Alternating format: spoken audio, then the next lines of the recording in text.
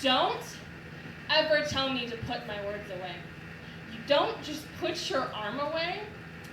You don't just set your eyeball down on the table and come back to it later. Inside this book exists the trove where I treasure my little seen vulnerability.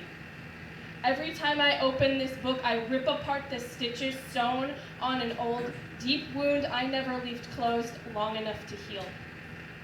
Leaving my flesh exposed to all emotional elements as it bleeds out the words that burned under my skin, that I let spill onto paper so I didn't burst into flame, that I then drink to finally drip off my tongue.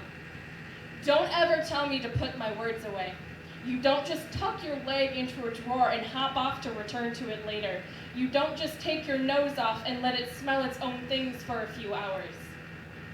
I read this book to remind myself who I am, because my nerves desensitize to pain. So instead of growing old, I grow numb, still forgetting where I've been and what I've left. So rereading the emotions helps my senses remember.